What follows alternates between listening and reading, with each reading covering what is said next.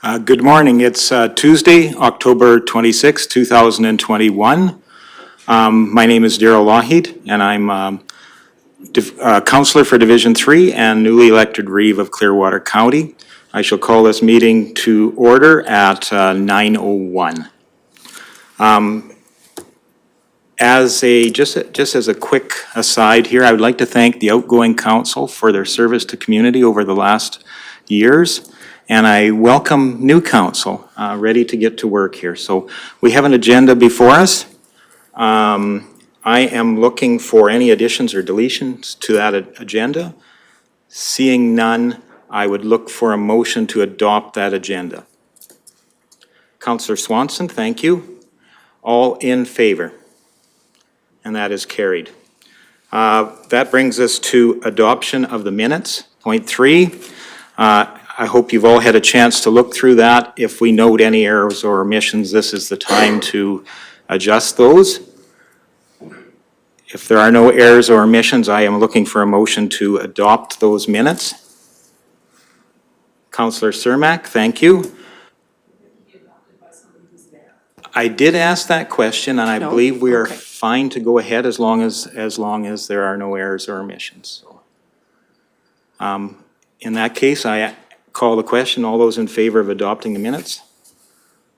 Thank you very much. I think I missed one thing here. I'm going to play the new guy card that I would like to state that all public meetings are live streamed and recorded. Any verbal or written information provided may be included in public documents as per the Freedom of Information and Protection of Privacy Act, FOIP 40-1. So that brings us to the public hearing. So I call this meeting to order at, just check the time, 9:02. And I'll outline actually I think it'd be an appropriate time to do a round of introductions. Again, I've introduced myself earlier, Darrell Lougheed, Reeve, and I will pass the baton over to Division 1. Good morning, Jenny Malhoff, Division 1 Councillor. Good morning, Sydney Graham, Division 2. Good morning, Jordan Northcott, Division 4.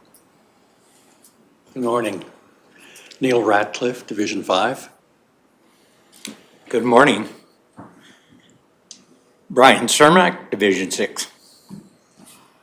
Good morning, Michelle Swanson, Division 7. Good morning, Murray Hagan, Director of Corporate Services.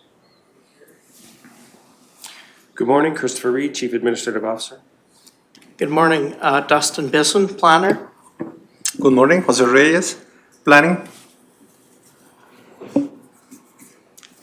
Good morning, Patrick LeBlanc, owner of Southeast 25397, here for the public hearing.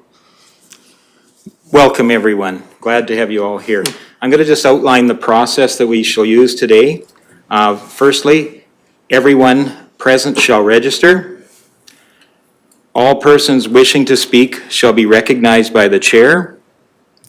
Every presenter, when told it is their turn, shall identify themselves, their organization, if any, and whether they are in favor of or opposed to the bylaw.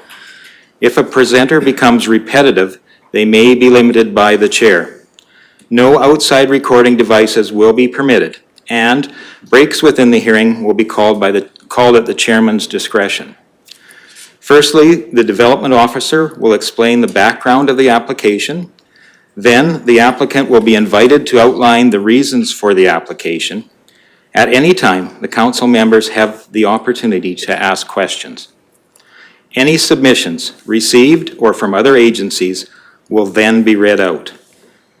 Then, anyone who is present and whom is in favor of the application will be asked to submit his or her presentation.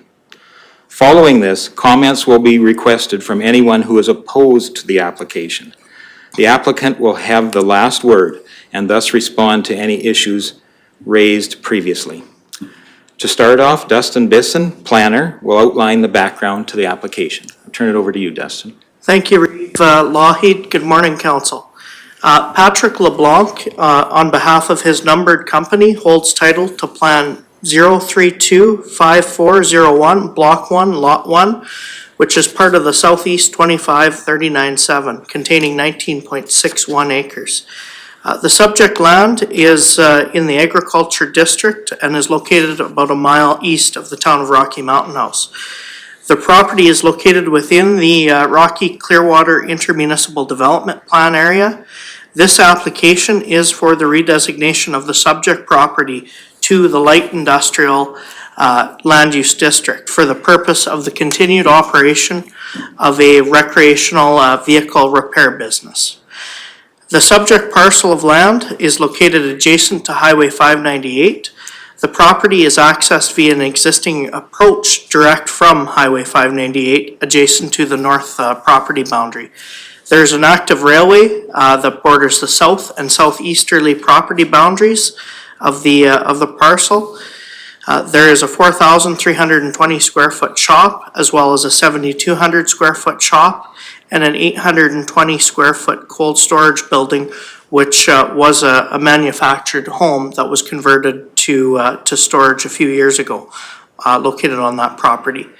K&C RV is the existing business on the property and was issued a temporary development approval 06-19 for the operation of a tradesperson's business.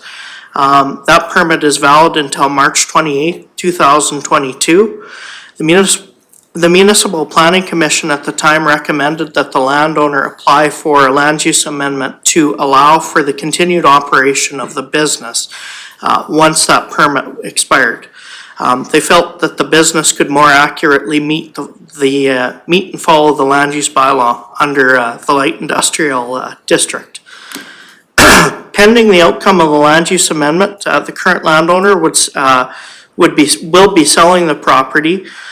K&C RV will continue to lease the property from the new owner and will continue to operate the existing business that's there.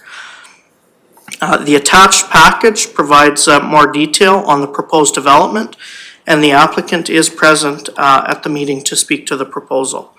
So I'll go into some more of the planning details. When we take a look at Clearwater County's Municipal Development Plan, Section 3.2, Part 3, the location, intensity, scale, design of any development should be compatible with the capacity of the site and adjacent lands. Policy 3.2.5, Part 5, we want to encourage the diversification of the local economy. Policy 4.2.4, in evaluating development of proposals that affect agricultural land, the agricultural quality is one of a number of factors that the county shall consider. The other factors to consider, the nature and extent of farming activities in the local area with the focus on the immediate area, the location, number, and type of existing and planned non-farm land uses located and proposed to be located in the local area, the predicted impact on sustainable agriculture, the farmland assessment rating for lands within the proposed parcel and adjacent lands, the proposed land use, and the reasonable availability of other options for the proposed development. Section 8.1.2, we want to promote the appropriate economic development and activities that enhance and diversify the economy.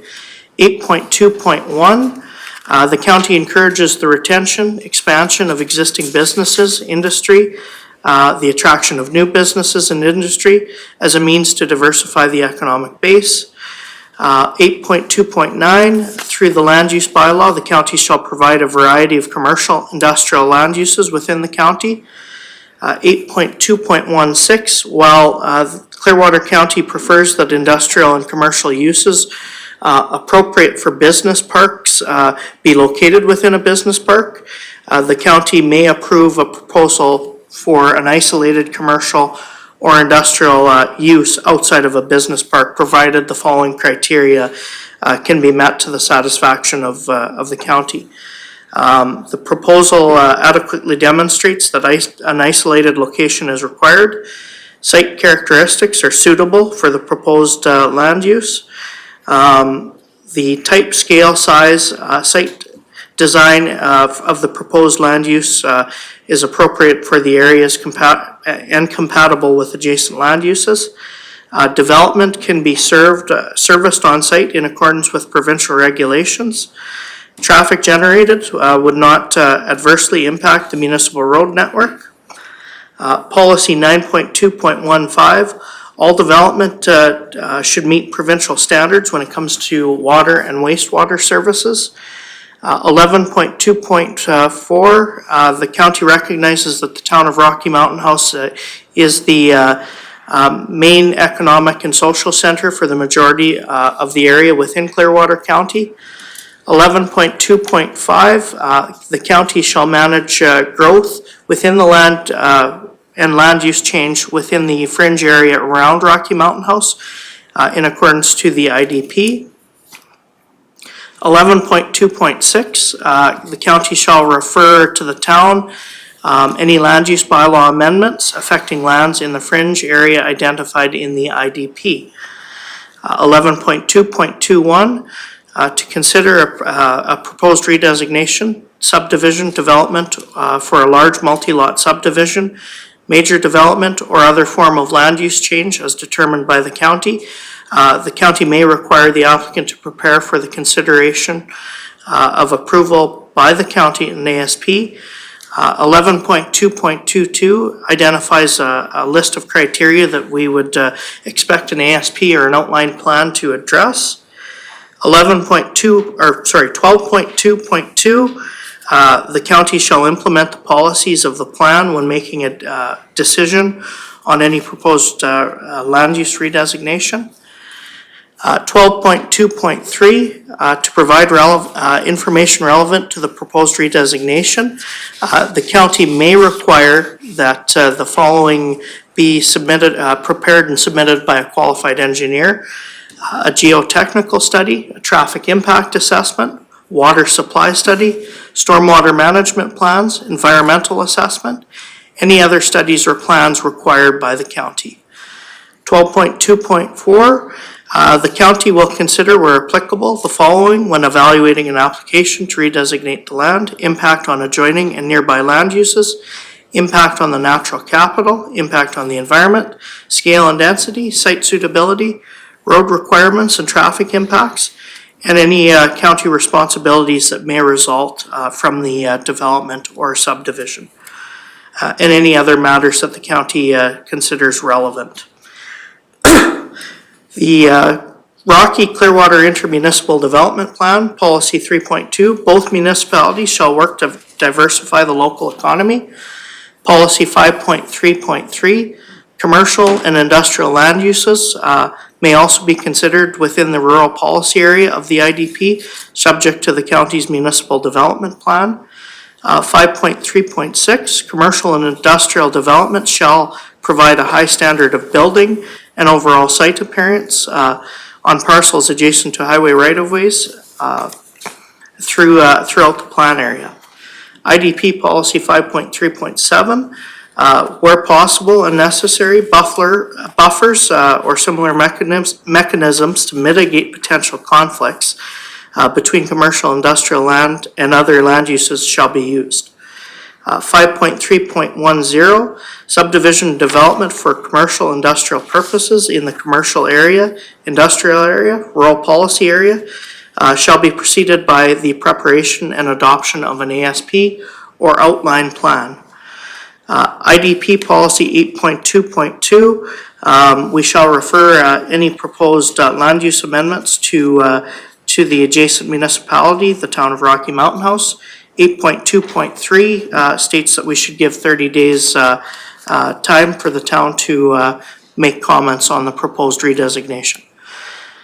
Clearwater County's land use bylaw, I've included the general purpose of the light industrial district, which is to accommodate and regulate small to medium scale industrial operations.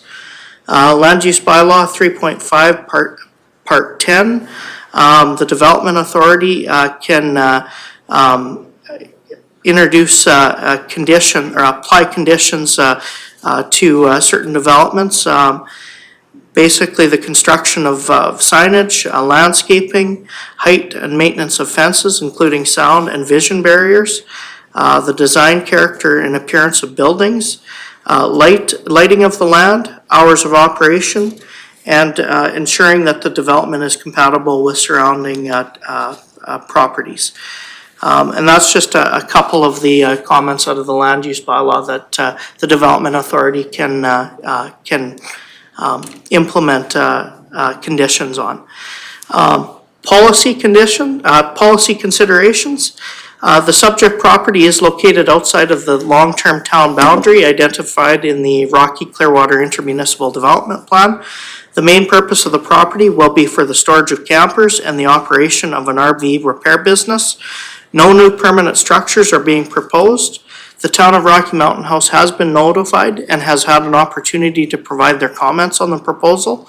As per the county's MDP policies, the county has not required an area structure plan or outline plan for previous land use amendments of similar sizes. First reading at the regular council meeting held on September 14th, 2021. Council reviewed and gave first reading to bylaw 1111-21 as required by legislation. Notice of today's public hearing was advertised in the local newspapers, and comments were invited from adjacent landowners and referral agencies. Upon consideration of the representations made at the public hearing today, council will consider whether or not to grant second and third reading to bylaw 1111-21. Thank you, Reeve Lougheed. Well, thank you, Mr. Bisson. That was very thorough. Does council have any questions of the development officer? Not at this time, I see. Or Councillor Ratcliffe? Yes, is there other industrial or commercial development in that area as well? In this immediate area, I do know of some similar operations on properties just down the highway a little ways. I believe there's a diesel engine performance garage. Just off the top of my head, that's the only thing that I can think of. Perhaps the landowner could identify or make comments on additional industrial or commercial uses out that way. Mr. LeBlanc? Good morning.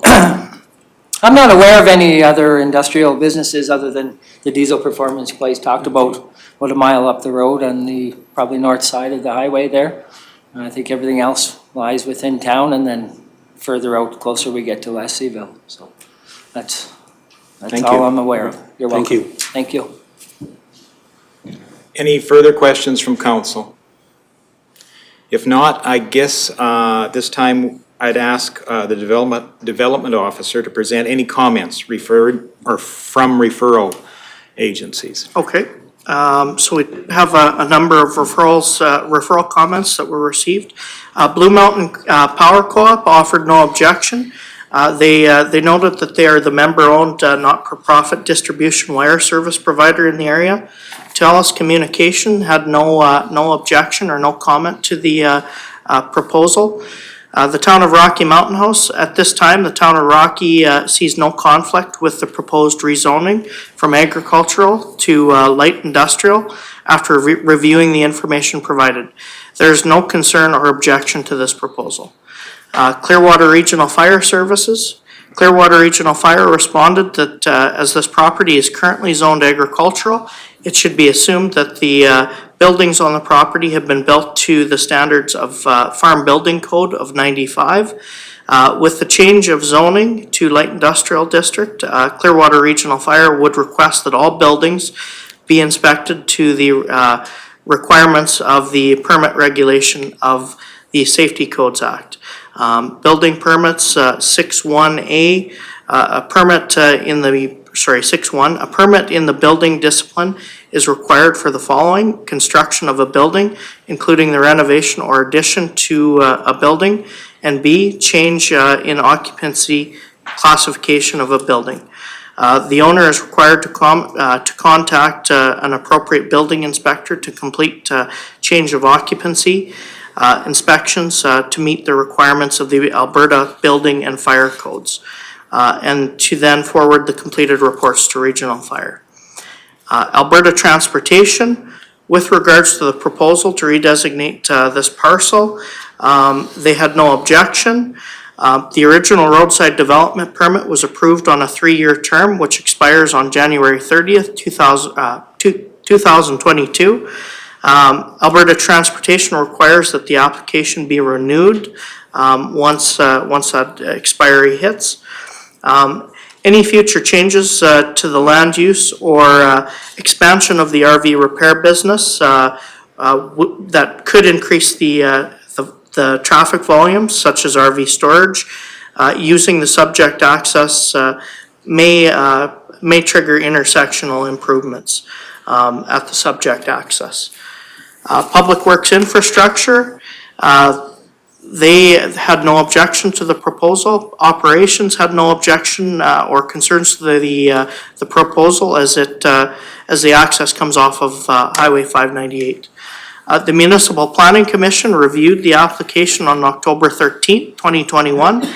The Municipal Planning Commission recommends that Council favorably consider granting second and third reading to the subject land use bylaw amendment. Thank you, Reeve. Thank you very much. At this time, I would ask if the applicant would like to speak to his application, to add any comments or in support of the request, or to respond to any of the agency comments. Thank you, Reeve. It's been a very long road. I've probably been on that property 12, 14 years since purchased from Doc Brown, where there was big rock rentals at the time, and there was also, I guess he did some agricultural out there with some peat moss and stuff like that. I have had several businesses located on that property between LeBlanc Oilfield Services Limited and Skylark Steel, both which have folded due to circumstances with the economy, and I guess a little bit to do with COVID really capped things off, which really wasn't a help on things. I spent probably a year and a half of not doing business on the property, which took a beating on the old wallet, as we would say. Paying bills and keeping services going and wondering what to do with the property. Sales were down for properties out there. And opportunity came up for a lease, so it's kind of why I invited the invitation for Kelly to come on board there and lease the property. And we went through the proper channels to get him out there and get him set up as a new business and a required business from what I could see. And he's been very good. He's been looking after the property, and it's really helped me quite a bit, especially when it comes to property taxes, which I did fall behind on a little bit, and I am in the arrears.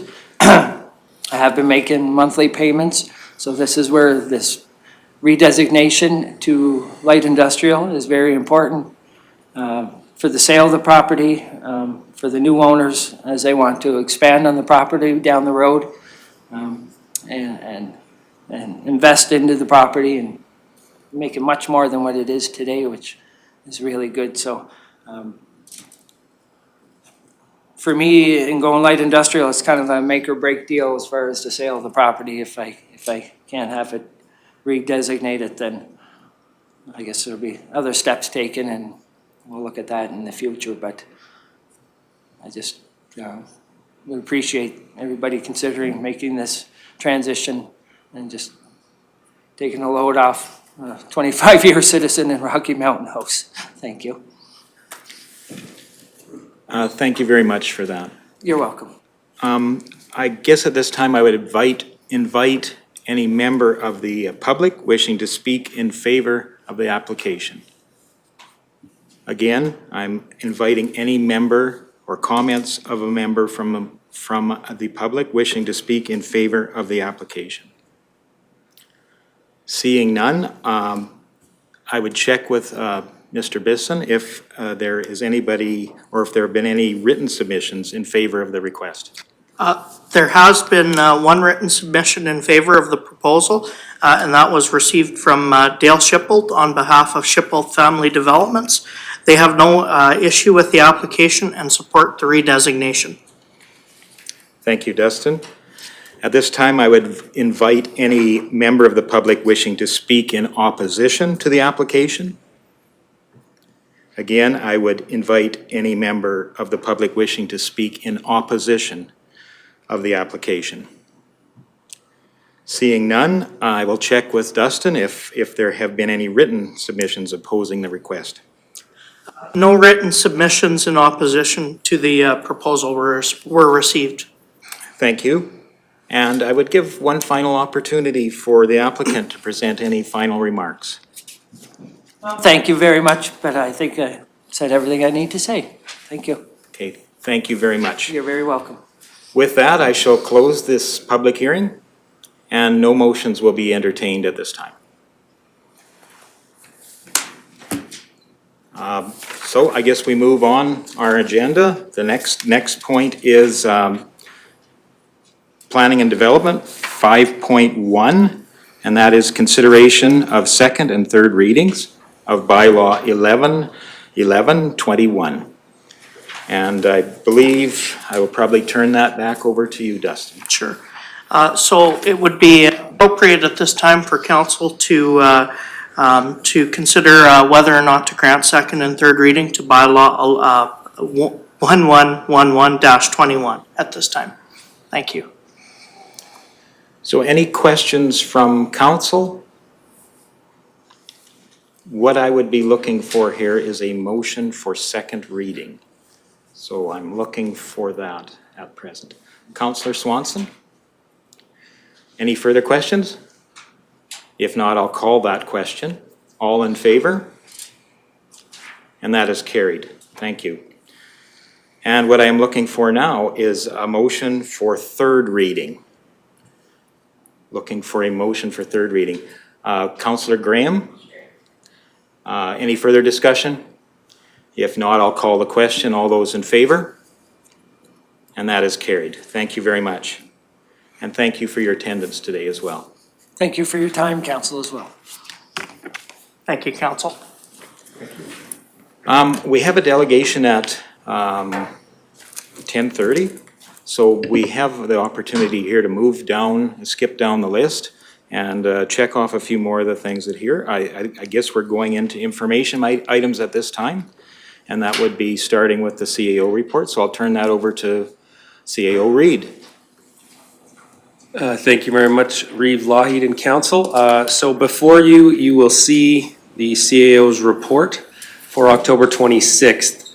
The first item I'd like to cover, over the last couple years, previous council had requested new entry signage into the county from out of the county, obviously.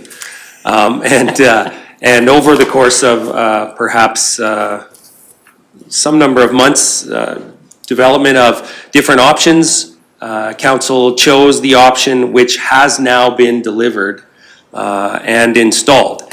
And previous council did ask a few questions about longevity and durability of these particular signs and why some of them are raised and some of them are not raised. And so you'll see the primary design option one, that photo is actually, I forget exactly what highway that one is. The first photo is Highway 11. Highway 11. And then the second photo is the secondary, I want to say 598, but I've been wrong before too. That's the one, Highway 12, okay. So these photos actually look, and I didn't include the shot from the development of this process, the sort of architectural renderings, but these do look exactly like the architectural renderings as approved by council. And so some of the questions about maintenance and snow clearing and things like that, we will, I suppose, have to see how they come to pass as far as maintenance goes. But you know, if there is a problem, we will address it. But what I'm proud to say is that the delivery of what was requested, as you can see on that particular rendering. The delivery is pretty accurate, and the delay, I will just mention, the delay was due to a miscommunication with us and the contractor, but I'm pleased to say they're up now, and so when you arrive out of, say, Red Deer County, you will realize that you're in a great place by the name of Clearwater County, even though you can see it anyway. But now the signs are up, and I hope that, well, if you have any questions about that, feel free to let me know, but the residents should note that we are proud of our location, and we proudly proclaim it as you enter the county from basically all major roadways. And if there are no questions,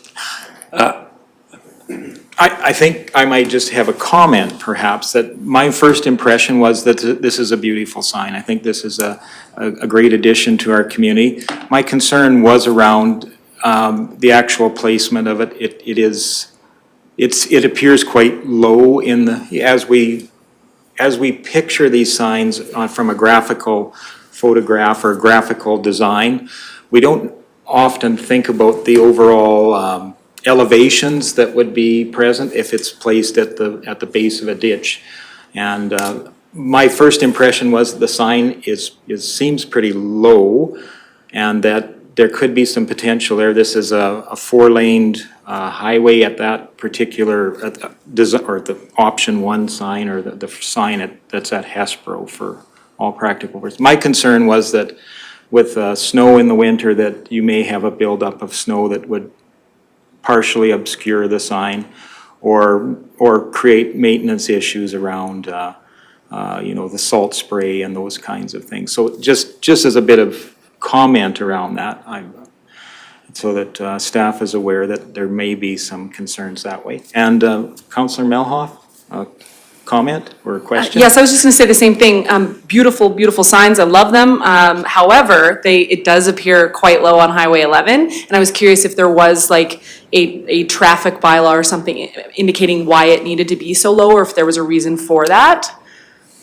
I will get to say that I was not around for the discussions, but I know that council approved the plan, and the plan as delivered meets council's request. So did those discussions occur? I'm pretty certain they did. I am also pretty certain that as far as what we would default to, right? What has typically been done in other places, these signs definitely meet those kind of standards, if you will. But I can't tell you the history. I could certainly,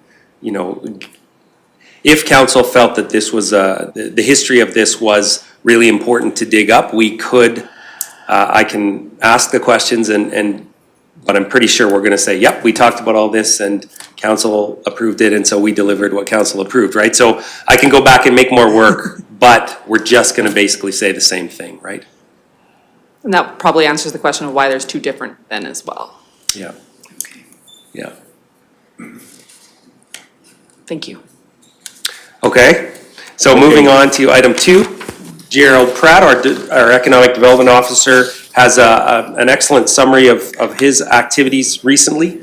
And typically, every so often, when there's noteworthy information to be given, council will receive an update such as this.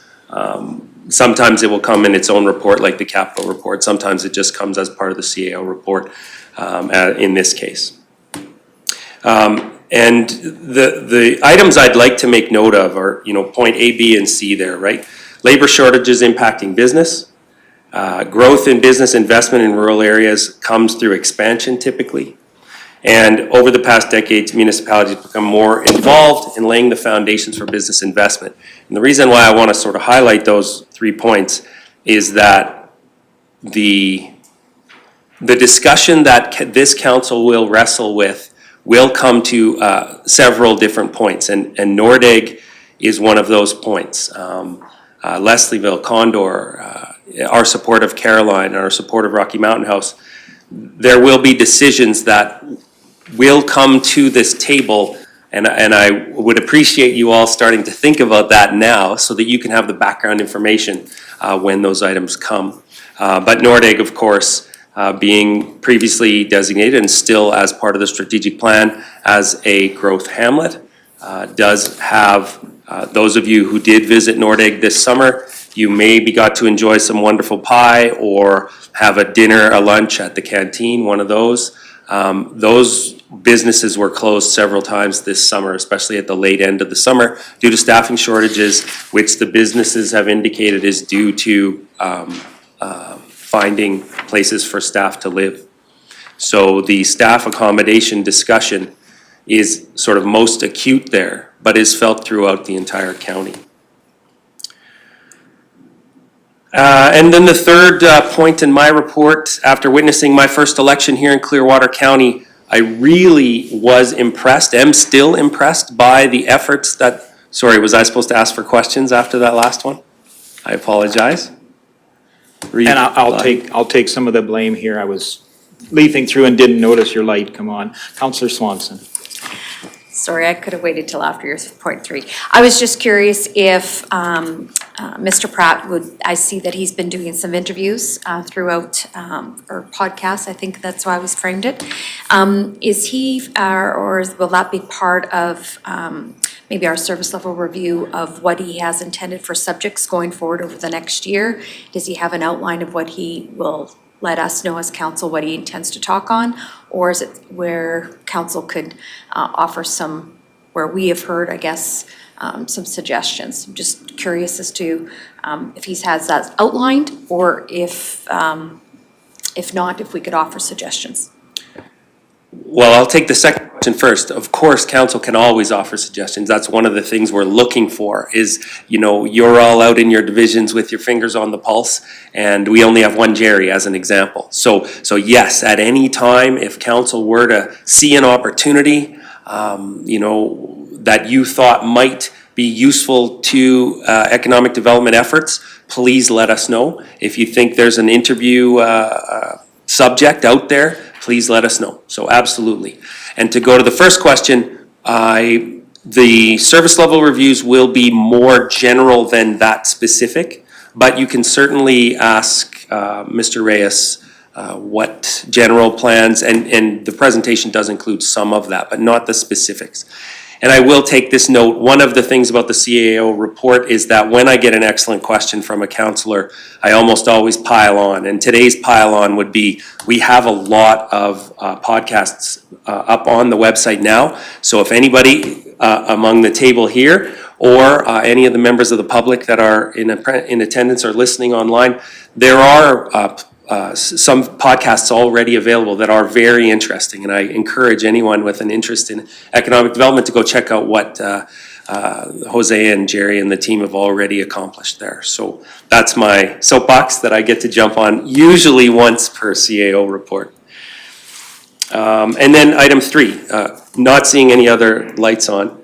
Item 3 was about my first election here in Clearwater County, and I will say that it had 2 differences. One is we enumerated this year, and the enumeration process is not typical of a municipality, but was a request of the previous council, and so was acted on by administration. And the second part is we were the, if not the first, but one of the first to use a particular enumeration software and then election software that allowed quick results to be brought forward, and each of you received a phone call from me on election night when we had compiled all the results. There were many services available to the candidates as the day wore on, but that program and that process was well supported by the administration, and the team did a great job. And I was really impressed with how many residents came to polling stations with their postcards. And it was very, you know, sort of enheartening to see that they took it seriously and they took their voting sort of obligations, but rights seriously. And so we did have almost or over 40% voter turnout, which is fairly good for a municipality. We had that huge advance poll turnout, which 400 people doesn't sound like a lot, but it was nearly triple what we had the previous advance poll. And you know, I capitalized the thank you. Staff from stem to stern were involved in that election. We've been fielding calls at the office. The IT side of things, Peter on the day of was running around making sure, you know, to use a computerized system in halls that have no effective cell service and or internet service, we somehow were able to overcome that. And I think the choices made there were really, really positive and really successful, and our organization is stronger for it. So, and then of course answering all the phone calls over the last, certainly ramping up over the last month, but over the whole process, once we began announcing about enumeration and why do I need to enumerate, was so common, and the staff showed patience and excellent professionalism. So that was my thank you and congratulations on the election. Of course, you all had the positive results, so congratulations to the 7 of you as well.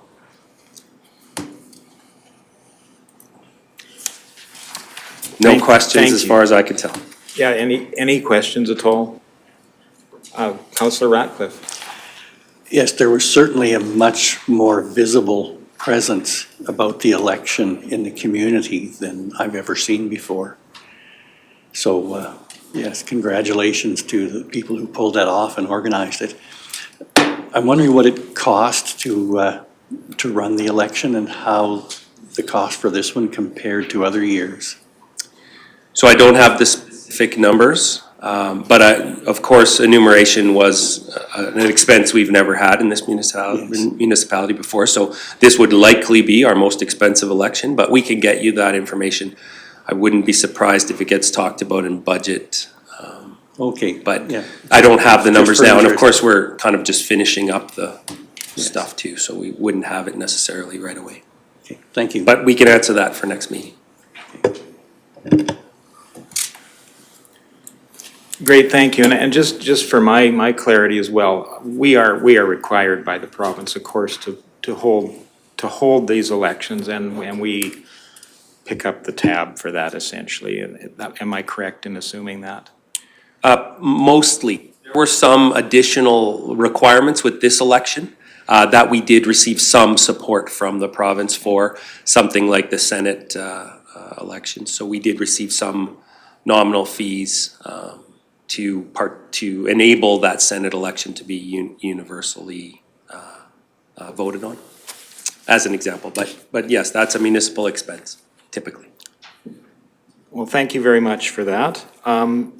Can we move along to section 7.2, and that's the capital project status update? And if you have that before you, I'm just leafing through. There are a number of projects underway. We're a very busy county, and I think this is an opportunity to kind of catch up or catch this council up on where we are with some of those projects.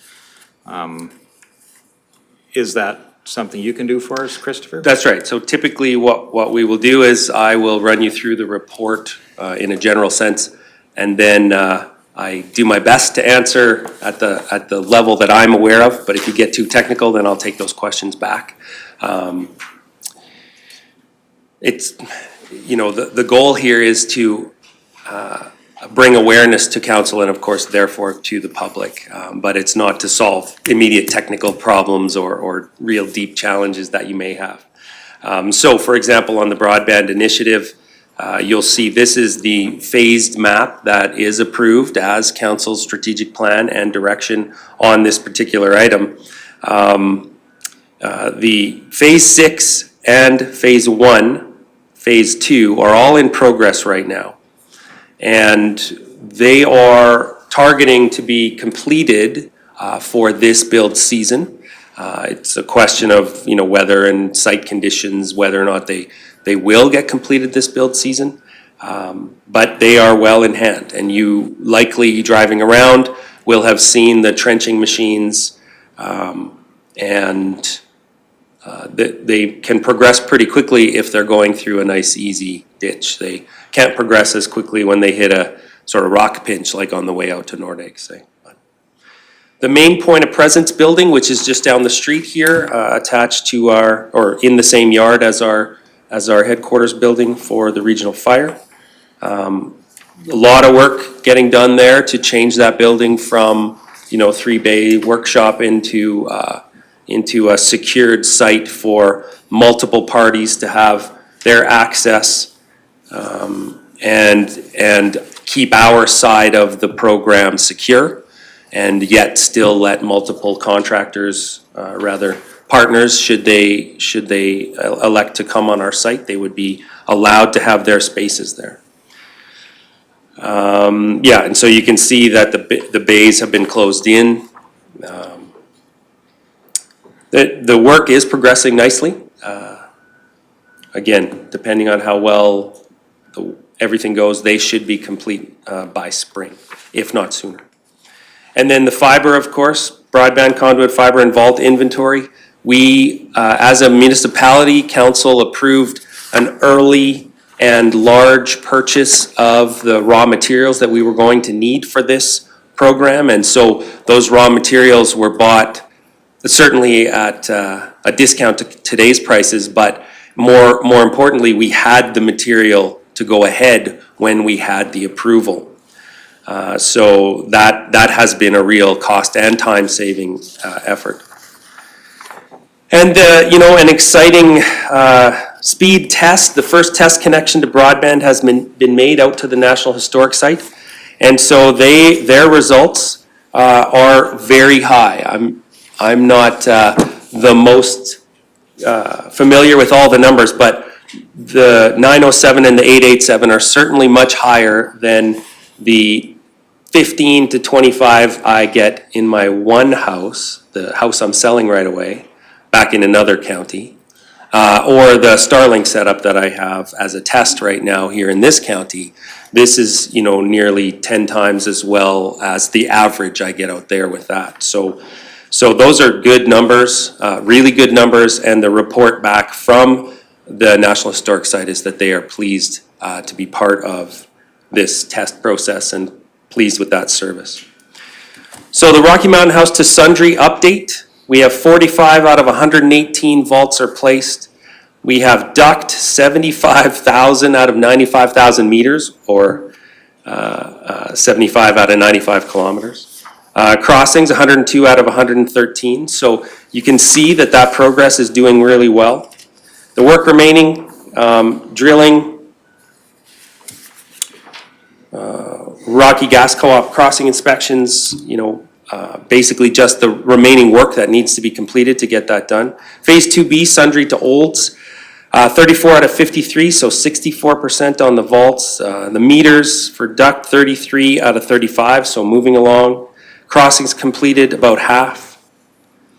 And there's a nice shot of the machinery. It's a very interesting process. It just sort of lays it in, and almost you walk away and all you see is the little tracks from the cat.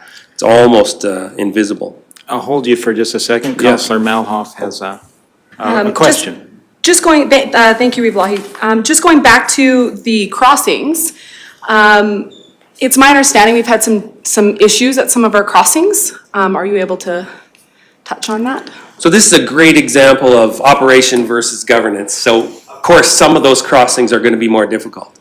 They're either difficult through either permissions or for the actual physical infrastructure. And since we are very lucky to have Director Hagen here, he can describe some of those details for us. But Mr. Hagen, go ahead, please. Thank you, Reeve Lloyd. Yeah, I can speak to that. We've encountered some, I wouldn't say difficulties, but certainly some dialogue between Clearwater County and the Rocky Gas Co-op, and in terms of clarifying their expectations, not only for their high pressure lines, but also for their low pressure lines. Clearwater County has been very clear that we respect their requirements, and it's really been an exercise in just clarification and inspection. And we're basically doing everything that has been asked of us in terms of daylighting and re-daylighting those crossings to give a comfort level to the Rocky Gas Co-op that we actually are meeting their requirements. So one of the challenges has been the speed at which our contractors are working. They have a very short window of opportunity in terms of the construction season, so they're working very quickly. They are following all industry standards and code requirements, and so it's really a matter of ensuring that the Rocky Gas Co-op agrees with us on that.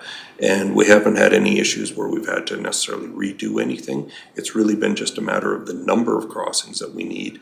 And quite frankly, the gas co-op's been very accommodating in terms of their limited resources and meeting our needs in terms of inspecting that many crossings. So dialogue has been open throughout the process.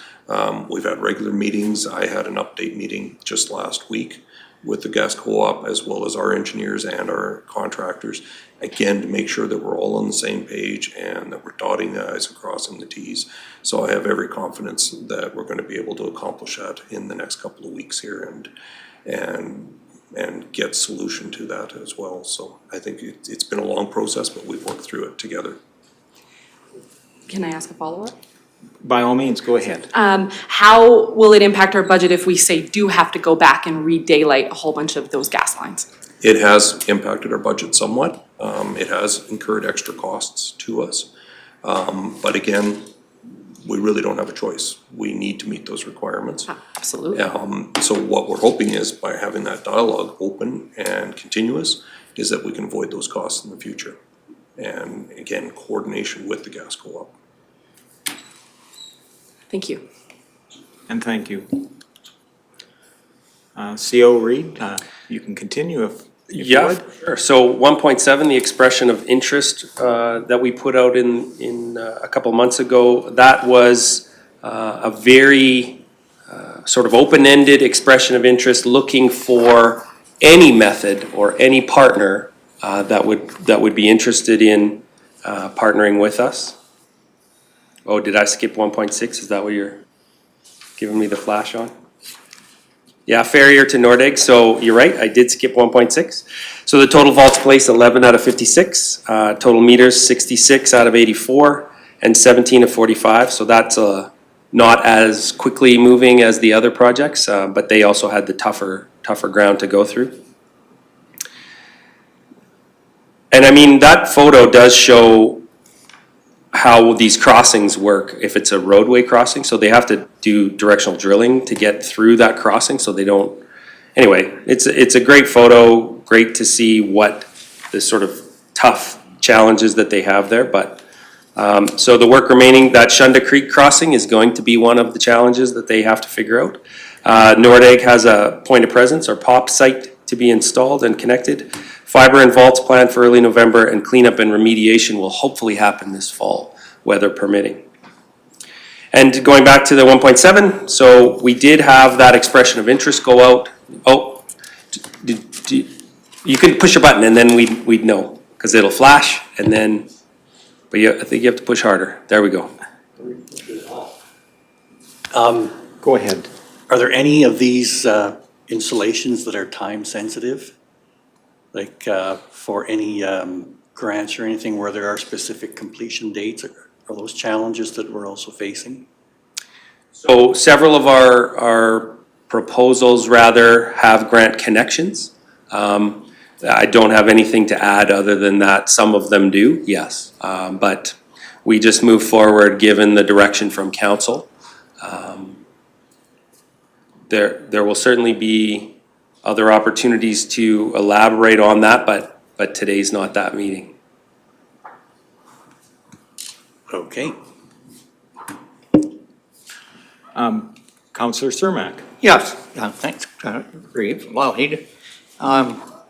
how many providers or people are involved with this other than the Clearwater County? And the second question is, how much money have we already dedicated to this already? How much have we invested already? Those are very specific questions, and since Director Hagan is here, I'll let him jump on those too. Thank you, CAO, and thank you, Reeve. I can't answer those questions specifically today. The intent today was to give council a general update on the progress in terms of meeting council's direction on this project. There will be opportunity to answer those questions in the near future. There will be a quarterly report coming to council soon, and that will include the capital projects, and you will see those numbers in there, and there will be opportunity to answer questions at that time. Getting back to your first question about providers, are you referring to the actual internet service providers or the construction companies? Anybody that's involved in it, So we have, counties, whatever, pardon me?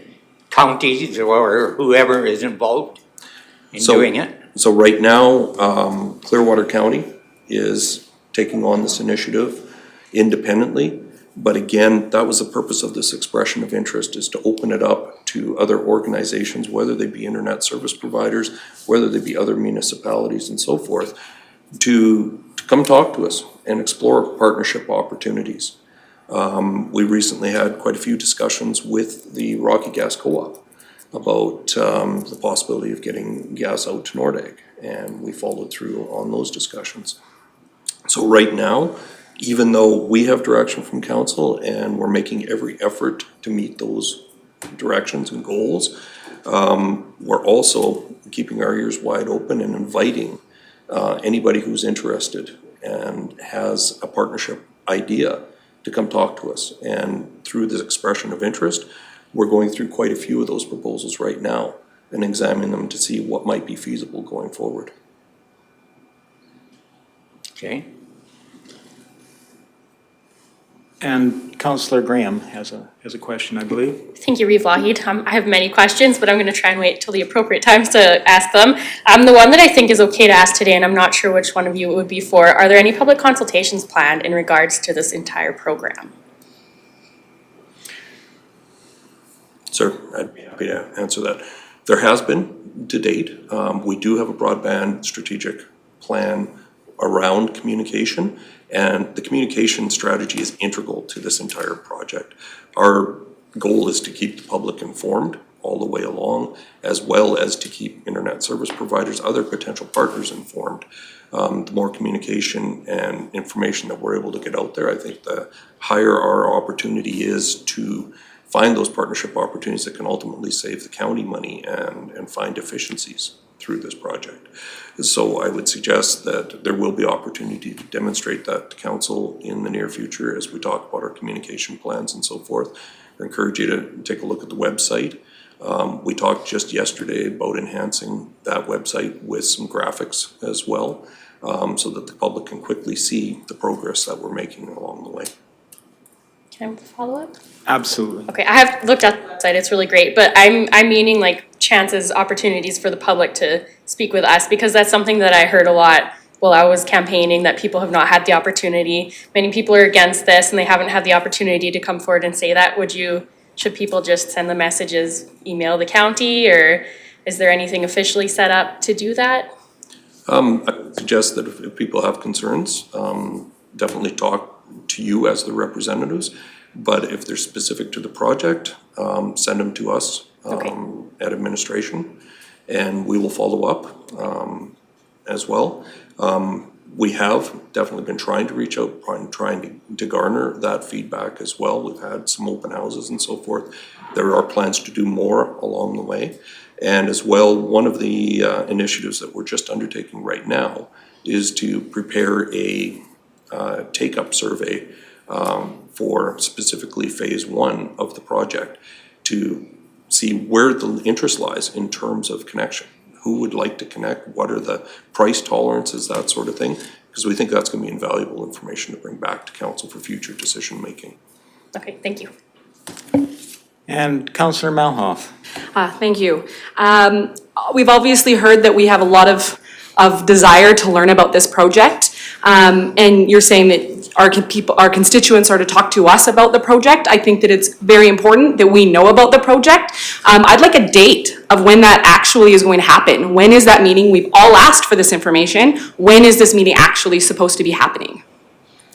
I don't have a date for you, but it's something that we have discussed in terms of our desire to present a workshop to you where we can go through the history of the project. We understand the council would have a need and a desire to get up to speed on this. Yeah, we're going into budget review soon.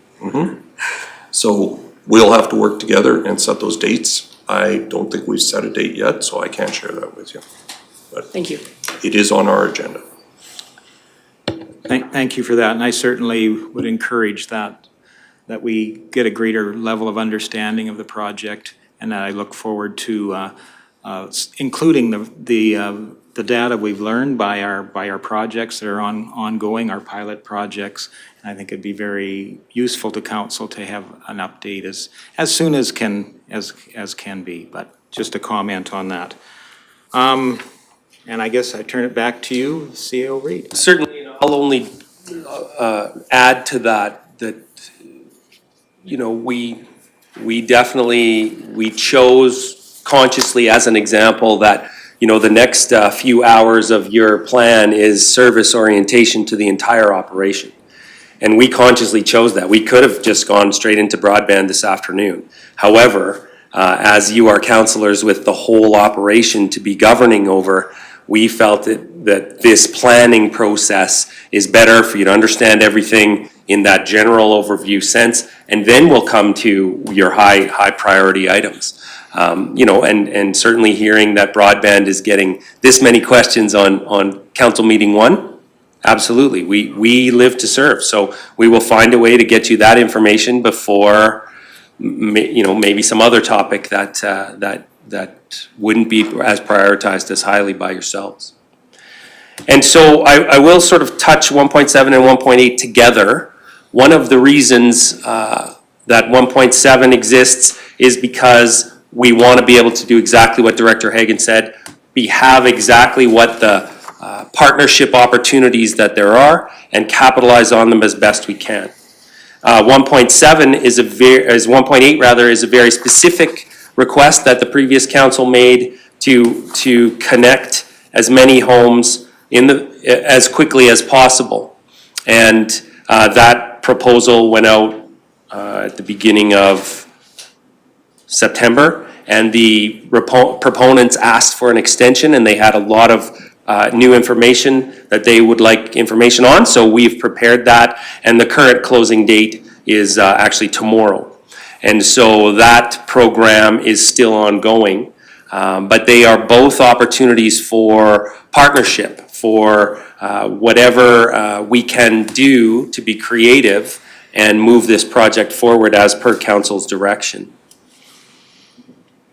And Reeve Lougheed, I think I could ask Murray to jump in. Murray, go ahead, please. Thank you. I'm trying to read ahead. I got to play another new guy card. No worries. I just wanted to provide some very current information for council, is that just as of yesterday, we actually extended that RFP closing date because there has been so much interest in it, and as well, there's so much breadth to the project itself that we want to make sure that we're following our due diligence, and as well giving the proponents every opportunity to give us a really good proposal so that council has as much information as possible. So that's been extended to the latter part of November now. That's hot information up to the moment. Thank you. All right, I'm sorry. Councillor Cermak. Yes. I'm wondering, how are we going to get all this information out? Because the internet isn't working. I mean, most of my people in my area and other areas that I've talked to aren't on the internet because they keep getting kicked out. How else can we get this information out to them? If only we had a good solid broadband backbone for those people. But that's your question is a good question. That's what we're trying to get right now, is a good broadband. Yeah. But we don't have it, so how do we get the information out to them? Yeah. Put it in the newspapers? We have done that, and quite regularly. I hope we do that. Yeah, and weekly. I know that you guys are all very keen. This is day one, right? This is your first council meeting, and I know you're all very keen to get to the bottom of an issue such as broadband. I will humbly suggest that today's not that day. But definitely we're seeing your priority. We definitely know that this is a big deal to certainly several of you. And I'll go to Director Hagan. by all means. Thank you, Lloyd. In addition, I would suggest that when we do ultimately get a good broadband service throughout the county, we still can't rely on that entirely for communication. So even today and in the future, we are looking at other means. We have social media going out, giving updates. We have our regular newsletter that goes out in hard copy as well as electronic. So we are very conscientious that not everybody has those connections. Even due to the limited service, there are people that choose not to have computers or those services. So we clearly recognize that and do make sure that we have alternate forms of communication so that we can get the messages out there and garner the feedback back from folks. That's why we've had some open houses in the past and so forth, so that people can come talk to us. Yeah, if I can continue, in my visiting probably 400 houses, the biggest thing was that most of them never heard anything about broadband until I brought it up, because they had absolutely no information on it. And we just got to get better at it. Sure, I might just make a comment there as well too. One of the challenges we've faced is trying to reach the public, and we've tried newsletters, we've used the newspapers, we've used radio spots, we've used podcasts, we've used mail-outs, we've used, I think, every trick in the book. And then it is difficult to physically get that information to everybody and have them attentive enough to it to actually absorb some of that information and get a knowledge level that they feel informed with. And that's going to be an ongoing challenge for this council and probably the council after us and the one after that and the one after that and the one after that. But we're hoping to improve that with a strong connectivity. And that's the steps we're starting to take here. And today I know we're looking for a lot of detail in what we're doing here. I think this was more or less presented to be a lighter overview in where we are as a status at the moment. I think there will be ample opportunity for more detailed questions and perhaps a process forward where we can brainstorm ways and maybe something outside the box even, because we have a new council here with lots of ideas outside the box of how we can reach people, how we can get that public engagement. That's been some of the comments I've received through the election process, and as I know you have, that people want to feel informed. And again, I don't want to always go back on the pandemic, but this is an unusual situation that we're trying to do all this when we have almost a polarized community that some feel very, I guess, imposed if you're imposing yourself into their personal space, and other people are feeling very frustrated and isolated. So it is a difficult time, and I think communication is something we need to discuss and see if we have some strategies that this council can vision forward and help us moving into the future. I don't know if that's helpful at all. It is. The survey that was done to begin with was all done online, and I think you people only got 21 respondents, and it came out that 16 of them said yes, they wanted broadband. And again, this would be going off my memory, which at my age is starting to fail me at times. I think maybe CO Reed has some background information that might be better than that. But definitely we have had opportunities for public engagement at the beginning of the broadband question. It was never exactly a bright, flashing, go-ahead green light. We always were given that kind of feedback that this is move ahead cautiously and gather the information and make reasoned and positive steps forward. I don't know if you can add anything before I start rambling myself to death here, but. Well, I think, and maybe this is a frustrating thing to hear, but yeah, I mean, again, today's not that day. You guys are expressing very clearly that you want to know more. It would take, I could get the staff together and we could create a workshop tomorrow, but We have a plan that we're working that you will, as Reeve Lougheed so wisely said, in due time, you will have the information you are asking for. But we have to work a plan that gives you all the information you need. And broadband is one part of this organization. You know, I can go out to the lobby right now and grab the newsletter. And in that newsletter that was mailed out to everybody's house, there's a whole section on broadband. So, yes, I agree with Reeve Lougheed that we're trying. It's a crazy time, and outside the box thinking is definitely wonderful. You know, there's 5 of 7 new around this table, so you have a real opportunity to be creative, to show us what it is that you want to bring to the table. But again, without bringing a broadband report properly, or a workshop or orientation session that's specifically about that, I am certain that you could continue asking questions, and I and my team could continue saying, we can get you that, we can get you that.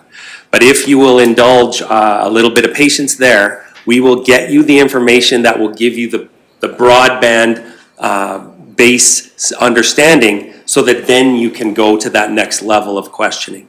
That's not what today's council meeting's purpose is. And I believe that we could just stay on broadband for the rest of the day. But that's not the purpose of today's meeting. Thank you very much. I have one last question, and then I will be quiet, because I think that you want to take some time and tell us later. When you started this whole process, I take it you had a business plan, a scope of work, and a projected amount of money that was going to be spent on it, right? Is that not available to our councillors as of today? Those Certainly, 3 things? I can let Director Hagan speak to please. specifics. Let me start with the business plan. The administration has been working with our consultants on a business plan, and we feel very strongly that that is a cornerstone to the project overall. Past council recognized that as well, but still also recognized the need and desire to get moving on the project. So our direction was to continue to work on the business plan while we initiate these construction projects. The business plan is near completion and should be available probably in the next couple of months for council's review. At the same time, the budget was approved by council, so between $20 and $25 million for the core fiber backbone has been approved. That's been publicly shared. That information is on our website. That information has been shared in our newsletters as well. So that is public information. So in terms of the business plan overall, the business plan focuses on that core backbone, and the introduction of the RFP that CAO referred to earlier, we will be adding that as an addendum to the business plan as well, so that council can be informed as to how that might impact and change the scope of the overall broadband initiative. So that information is in progress and will be coming to council. Thank you, Mr. Hagan. I did see you reach for the button, and I haven't heard from you yet this morning, so I would invite Deputy Reeve Northcott to speak. One last question before we take a break. Okay. Good morning. Just one quick question, since we're on the topic of communication. And I know we talked about the new signs for Clearwater County earlier. I was just wondering if there was any consideration when the signs were being designed and stuff to incorporate maybe a digital billboard into those or something like that, just for, it'd be something easy, simple. I know we were talking about flyers and stuff like that, but you'd be able to advertise for community events and fire bans and things like that. So just a simple, quick, easy to. As the new guy, I wasn't here for that.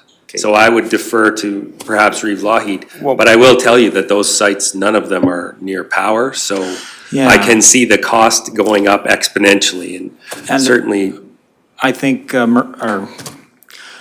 Mr. Hagan would have some comments around that, and I can certainly comment as well if that's useful, but go ahead.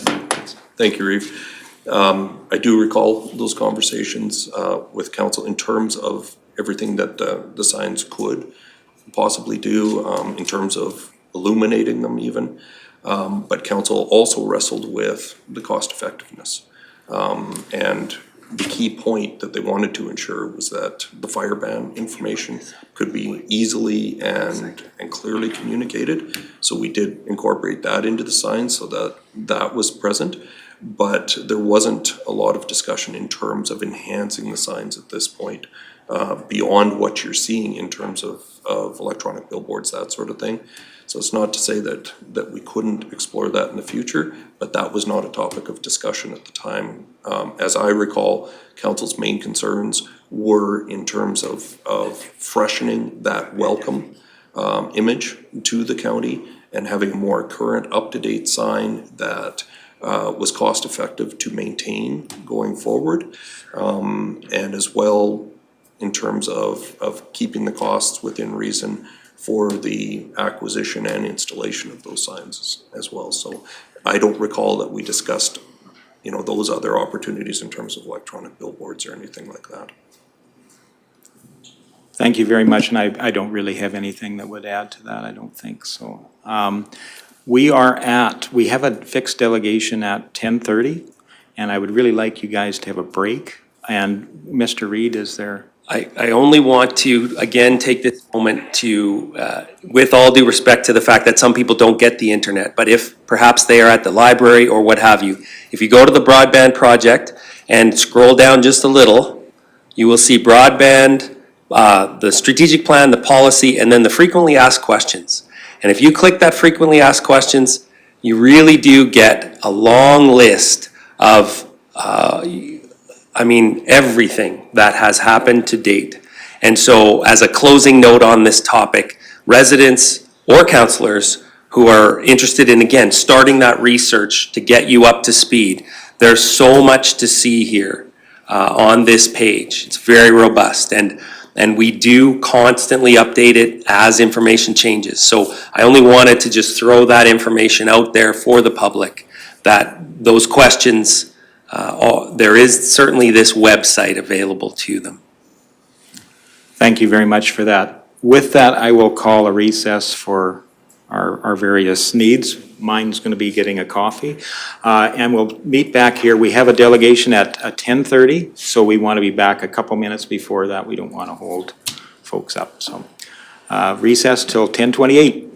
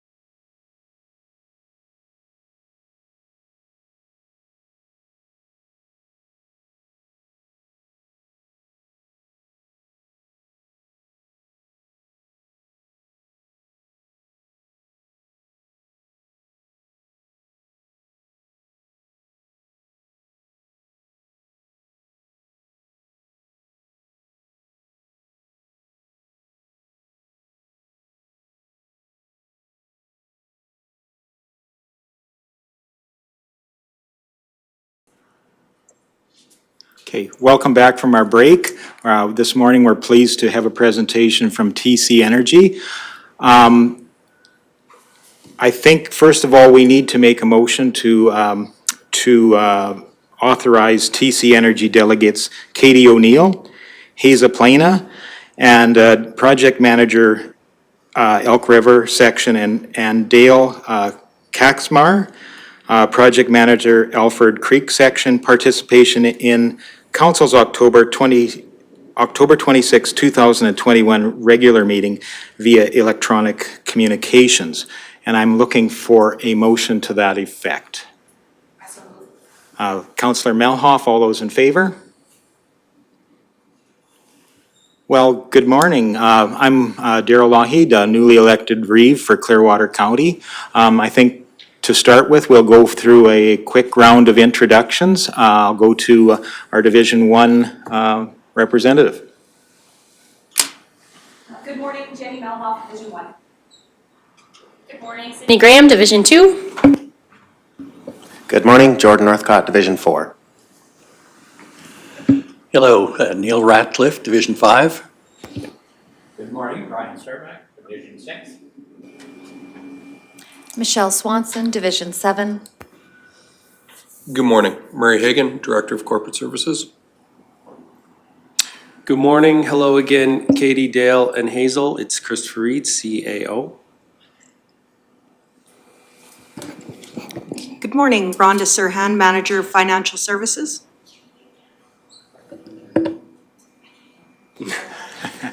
Just introduce myself. Jenny Melhoff, Division 1. Your mic wasn't on. Oh, I didn't get caught the first time. Well, hi. Well, good morning, and we're really pleased to have you here this morning. I'm excited to learn what you're going to present to us today, so I'll turn the floor over to you. Wonderful, thank you so much. Well, good morning, Reeve, and I guess I'll start by saying as well, we're hot off the election. Congratulations to you all on your elections as well. We're happy to be here, and also I'll say thank you for accommodating us virtually in these crazy times. This is certainly not where we thought we would be end of October 2021, but we're happy to be presenting to you today on our Edson Mainline expansion project. So some of this information may be familiar to some of you folks who have heard us present before, but we'll sort of do a little bit of a run through, kind of at a high level, what the project is about, get into the nitty gritty of some of the upcoming construction work that we have, and then of course any questions, please feel free to ask away, and we're happy to answer. I'll sort of do maybe a quick introduction on our side. My name is Catie O'Neill, as you said, and I'm the Community Relations Advisor for this project.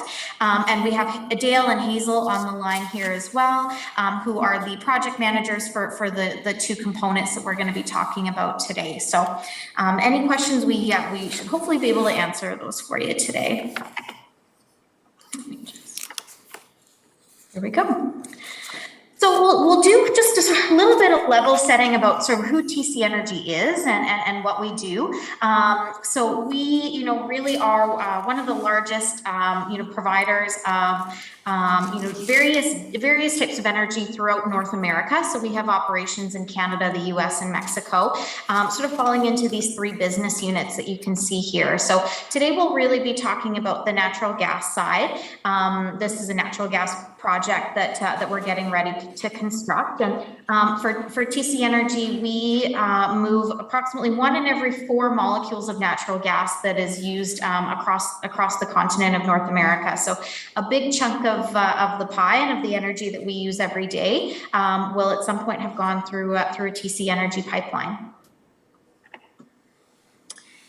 So as mentioned, we're here today to talk about the Edson Mainline expansion project. We do have, you'll see sort of one of our slides towards the end, we have lots of projects in the area TC Energy does right now. As I'm sure you folks are familiar, there's lots of work going on these days. And we will provide some a high level update on those projects, but really want to focus in on this one today. And so the Edson Mainline expansion project, as mentioned, is made of two components, the Elk River section and the Alfred Creek section. Combined, those make about 85 kilometers of new pipe, and this is a looping project. So, so this is just adding additional capacity sort of within our existing footprint. And this is all going to be 48-inch pipe that we're adding to our Ngtl system, which is the Nova gas transmission system. Looking at the two components and sort of we'll go north to south. So starting with the Elk River section, so that's about 40 kilometers, of 48-inch pipe. You can see on the map here, sort of just south of Edson and Hinton, starting in Yellowhead County, finishing in Clearwater County. For this project, we have awarded to two different prime contractors. So, and just sort of in the past month or so, we've brought those prime contractors on board. So for this section of the pipe, we will be using a contractor, Solaris Murphy joint venture. For the Alfred Creek section, which is, you can see just west of Rocky Mountain House there, is completely contained within Clearwater County. This project is about 45 kilometers, same 48-inch diameter pipe, and the contractor for this project will be Midwest Pipelines. So looking a little bit at the schedule, kind of where did we start and where are we now? We started engaging on this project back in 2018, and so obviously those were different times. Certainly, we held a couple different open houses on this project in Rocky Mountain House and other communities to sort of bring folks up to speed on what we were proposing for this project. So it's been a few years that we've really been engaging on this scope of work. At the time when we had filed a project application, it was with the National Energy Board, which is now the Canada Energy Regulator. So we filed that application early 2019 and received approval for that project earlier this year. So since we received that project approval, we've sort of been doing all those kind of pre-construction things required, sort of our regulatory requirements to kick off. So different condition compliance type activities. As I mentioned, bringing on our prime contractor has been a big scope of work that we've sort of had going on the last few months as well.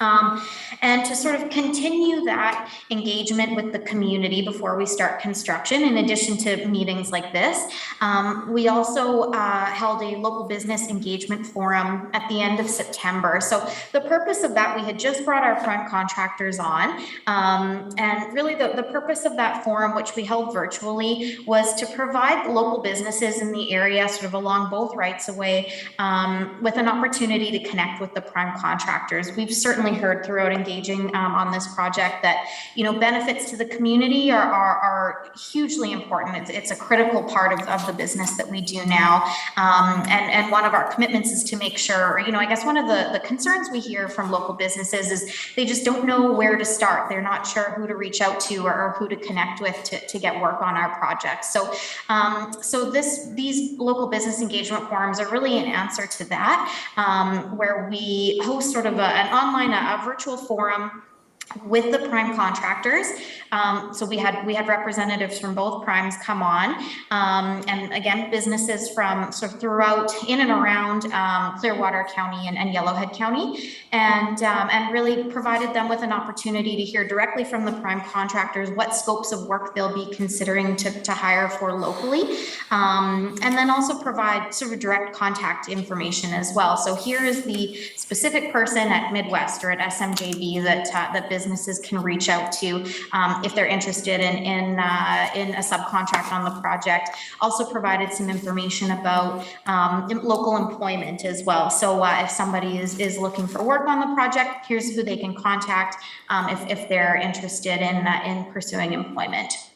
So that was very successful, and now that brings us to sort of this October-November timeframe. Again, sort of working through some of those regulatory compliance requirements that we need to kick off construction, but we're just about there, and so those construction activities we anticipate will sort of be happening in the coming weeks. In the next week or two, we'll have construction kicking off. all that said, once once we sort of get rolling with construction, we anticipate all the activities will be wrapped up by November 2022. So this time next year, we'll be finishing construction and placing the project into service. So just wanted to talk to you a little bit today about, the workforce and where folks will be staying. I think that's a question we get regularly is, where's everybody coming from and where are they going to be? So for this project across both spreads, so not concentrated in one particular area, we anticipate we'll have about 660 workers on site on average. Again, that's sort of across both of those spreads. At peak, we'll have about 1,000 workers on site. That's typically for a very short period of time that we have that number of folks working on one of our projects. As the project continues construction, it really sort of goes up and down a little bit in terms of the number of people that we have on site, but that's sort of our anticipated maximum for a short period of time. In terms of accommodations on this project, we are not contemplating using camps. We're not planning to use camps on this project. So all workers will be staying in existing accommodations. So on that northern section, that Elk River section, we'll have folks sort of staying in and around the Drayton Valley area. And on Alfred Creek, we'll have folks sort of staying in and around Rocky Mountain House. And in terms of existing accommodations so basically for this project, we'll be using LOA, live out allowance. So, folks could, it's sort of, they'll be finding their accommodations, and that could look like hotels or local rental accommodations. Those kinds of things are where we anticipate any folks who have been hired from out of town, that's where they'll be staying. Now, and apologies if this is a teeny tiny script and a little bit difficult to read. We just wanted to get this in front of you as, we know, again, in these times why we're presenting to you virtually. COVID-19 and sort of the mitigations that companies are taking are really top of mind. And we've spoken with Christopher previously, and he had mentioned this is something that everybody in the area is keenly interested in right now. Is we are having large groups of people sort of working at a site. What are we doing to make sure that we're keeping everybody safe? So this is just sort of listing some of the activities. Some of these are sort of Ngtl standard minimum requirements. Every contractor has to do these. And some of these came from our prime contractors as well, things they're kind of going above and beyond to do specific to this project to make sure that we are, mitigating exposure to COVID as much as possible. So some of the key things really are around testing. Anybody coming to site has to be tested before they enter the site. So that's, even TC employees or any visitors that we have to site will have to undergo that testing. We will be doing regular testing as well, I think every 2 weeks of our workforce, just to sort of catch any of those asymptomatic cases. There is a regular COVID screening or daily COVID screening that folks will have to make sure they're taking. And that includes things like temperature checks as well. Face masks required when folks are inside. That includes traveling in vehicles as well. Maintaining physical distance. And then, sort of those enhanced cleaning and disinfecting protocols as well are all things that we are, incorporating into sort of our daily practices now to make sure that we're keeping folks safe and out of the hospitals. And, just a note as well, I think, sort of everybody is on the same page that, as things change and we, hear more in terms of public health information, we'll continue to update these and keep them up to date to make sure that we have sort of the latest and greatest mitigations included here. So at the outset of the project I had mentioned, we have a lot going on in the Clearwater County area right now, as I'm sure you've all seen evidence of that. Just wanted to give you sort of a quick rundown of some of the other projects in the area. I will say Dale and Hazel and I are not the project representatives for these projects in particular, but we have sort of a high level of idea of these projects. And if you have any specific questions on them, we're happy to take those away as well and follow up with additional information later on. One of the projects that is probably the furthest along is the Clearwater C7 compression station, or compressor station, sorry. So just wrapping up work on that. That project's anticipated to go into service by November 1st, so within the next week here. So just kind of doing some of the final commissioning work on that project. Probably one of the biggest guys in this area that you might be familiar with is the 2021 Ngtl system expansion project, which has sort of several project components kind of along the west side of the province. The Brewster pipeline section, just north of Rocky Mountain House here, that work is ongoing. We do anticipate that construction there should be done by the end of this year. And Cole Thompson is the project representative on that. And he just wanted me to make a note that as that project gets closer to sort of the end of construction and in service, that team will be coming out to do another presentation with you folks as well, just to keep you in the loop on what's happening there. And then finally, we have so one of the components of our West Path Delivery 2022 projects is the Raven River section. And so essentially we are currently working to identify a contractor yard for that project, looking at some potential options in Rocky Mountain House as one of those options or some of those options. And that project will be slated to start sort of in June 2022. So a lot of the same activities that we're kind of doing for the Edson Mainline project right now, including some of the pre-construction, business engagement forums and those kinds of things, we're sort of a few months behind with the Raven River section. We'll be doing those same things come the springtime. So that was sort of the end of the formal presentation that we had today, but certainly open to questions if there's any other information we can provide. Well, certainly, thank you. Thank you very much for that. That was very informative, and I'm sure it's bringing forth some questions from council. So I'll open it up to council for questions, and I see Councillor Swanson's light is on, so go ahead. Thank you, Reeve. I'm looking on your TC Energy presence in Clearwater County page, and it says here that you've invested $56,800 in our community investments of Q1 of 2021. Could you, if you have any information, elaborate on that? Absolutely, yeah, and I can think of a couple that sort of come to mind, and we have, thank you for the question, a couple that come to mind, sort of some of the big ones, and we always have a few smaller investments and things like that, but I'd say one of the larger investments that we've made this year, and again, not just with this project, but with several of the projects that we've had in the area have kind of all come together. We provided funding through a Clearwater County initiative for the Sasquatch workbooks.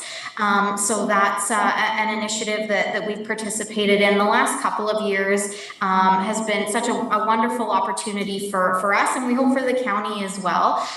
It's a great opportunity for us to provide information around pipeline safety. It's certainly in this area we understand there's a lot of folks using the backcountry, and we want to make sure, and sometimes our right-of-ways as well, we want to make sure that people are able to enjoy their backyards, but in a way that's safe. And so by participating in that Sasquatch workbook, that really gives us an opportunity to get some of that messaging out to make sure folks are being safe around our pipelines. And we've also contributed some funding as well to Rocky Mountain House search and rescue over the years. Clearwater, now this was, I guess, a year, well, that must have been 2 years ago, but I provided some funding to some of the other search and rescue initiatives in the area as well. So those are, we're always looking for a bunch of different community investments, and we're lucky to have some really wonderful partners in the Clearwater County area. But I think we've certainly heard loud and clear that safety in the backcountry is top of mind for a lot of folks, and so a lot of our investments have sort of been focused in those areas, and supporting first responders or different emergency services as well. Thank you for that, and certainly I'd like to commend TC Energy on being a great community partner and supporter of community. Any further questions for the delegation? Well, I think you're maybe getting off easy today. I might have one maybe a little tougher question. I notice on your system map or your distribution map, locally we see a lot of north-south movement here, or the pipelines are oriented north-south. There's a lot of buzz in this community about a potential communication corridor opening up an additional path westward. And I just wondered if TC Energy is aware of that buzz in the community, and would they be looking at any participation in a future corridor through the mountains? It's a good question. That's not something I've heard before. Dale or Hazel, I'm not sure if that's something either of you have heard anything about before either. It's nothing that I've heard about before.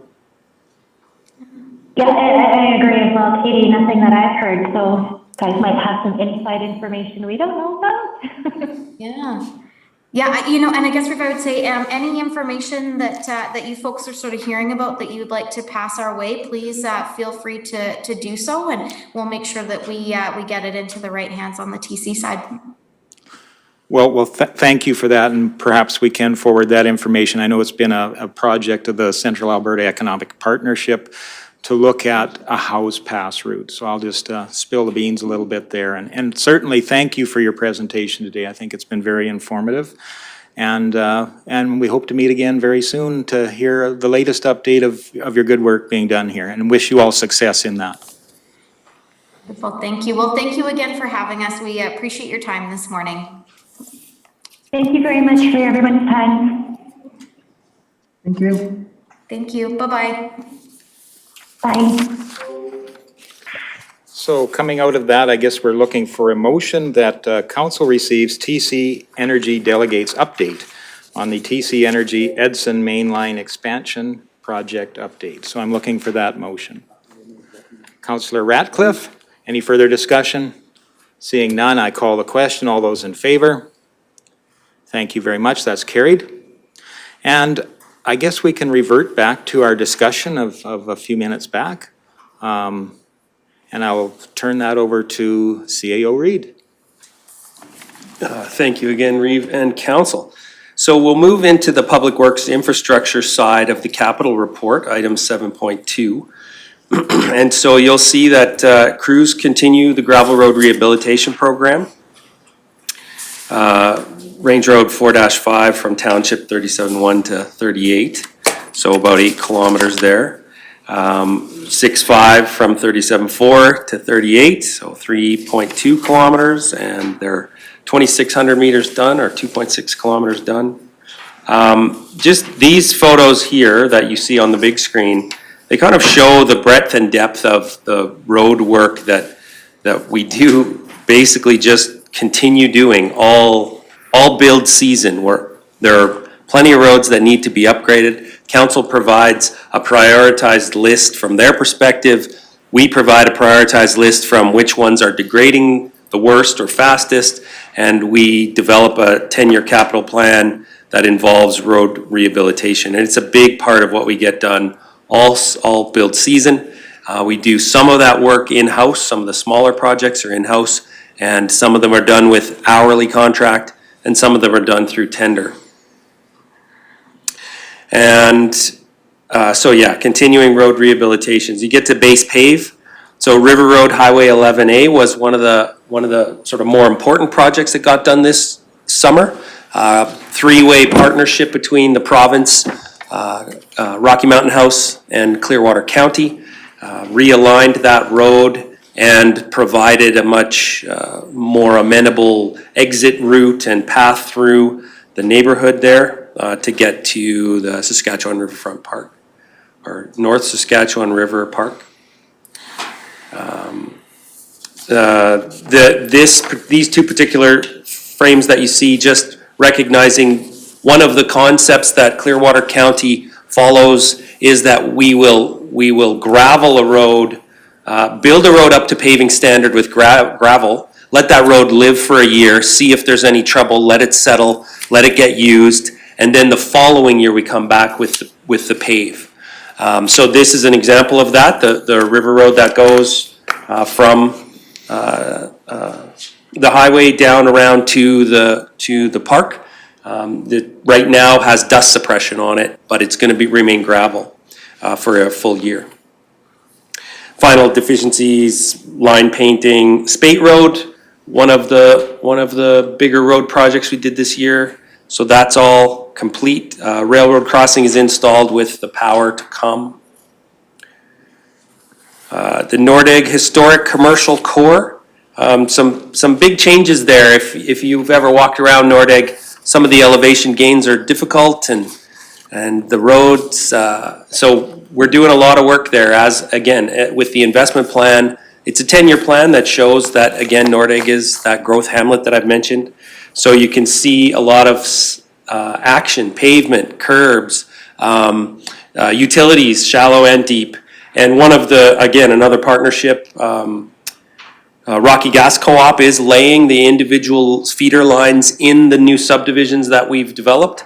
Even though there isn't natural gas out there yet, we all hope for the day that it comes sooner rather than later. And so that preparation work is, going to set that whole community up to be, well, really safer and much, well, just that the ease of getting your propane pig filled is considerably worse than the natural gas always flowing. And so that's the goal in life. The Nordic Trail, this is great work, some taking advantage of that existing rail bed or the previous rail bed. I think we may have a question for you here. Councillor Ratcliffe? Thank you, Reeve Lougheed. I just wanted to mention that it would be useful to also get a much more detailed report of activity in Nordegg and the plan. I'm not sure if that would interest the rest of council, but certainly for my division. Yeah, so one of the great things about our process that we have laid out before you is that there will be a huge section on capital. And that huge section on capital will include broadband, it will include Nordegg, it will include the road rehabilitation schedule. So you're going to get a full orientation to the 10-year capital plan. And that's a great question. And yeah, everybody has to be involved because you all will vote on that continuation of that 10-year capital plan. It's a rolling 10-year plan, by the way, like we're always updating it, right? So continuing on, this Nordic Trail, again, taking advantage of the previous road or rail bed, and it's a very exciting project. The Nordic area is very exciting in many respects, not the least of which is it's possibly the last Western Slopes community that it can be purchased inexpensively. We're selling lots for the $80,000 range. You can't get a lot in Canmore for $800,000. I may be exaggerating there, but there's no $80,000 lots in Kananaskis, Canmore, Banff, Jasper. Just doesn't exist.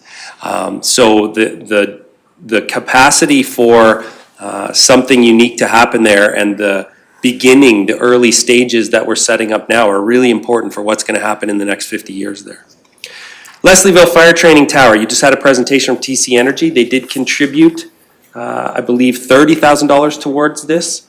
But this fire training tower is a tool that our members are looking forward to accessing locally. We just had, I think, 4 members go to Hinton to participate in training in a very similar facility, although I will say this one looks cooler. I have experience in both, so I can say that from my own judgment. Bridge rehabilitation, another key element. I don't know, I should put you all on the spot, see who remembers how many bridge files we have. But it's hundreds of bridge files, and, you know, with our 2,300 kilometers of gravel roads and nearly 300 kilometers of paved roads, there's lots of bridges that we're responsible for. So we, again, have a plan to rehabilitate those that need it at a schedule that accommodates. So contractors at use there. Nordic Commercial Septage Receiving Station should be getting built, hopefully completion date by the end of November. Regional wastewater system at the Leslieville Lagoon site that we're working on. And Nordegg Water Well number 8. So again, we're working at making a robust system that provides for the needs of our residents today and into the future. And so just an update on some of the bigger or perhaps more hot button capital projects that you may want to be aware of. And if you have any questions, I can fake my way through the introductory stuff, and then I'll take it back to the team for further detail if needed. Well, thank you. I think that was quite comprehensive. Any further questions? Seeing none, I think that's great. Thank you very much. We'll move on. Typically at 7.3, that's the Councillor Reports. Since we're relatively new at this job, this is an opportunity for you to report your committee activity, any findings you're finding around your community. So ultimately, this is going to be an opportunity each council meeting.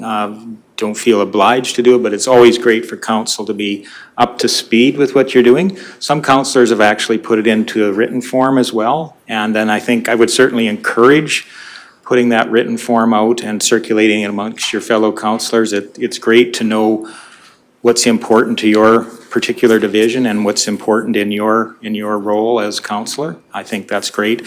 And we maybe have some suggestions at a later moment of how we can build on that as well too, to keep the communication within council at a strong level and really encourage us to shine a little light on the good work we are doing within the community for our residents.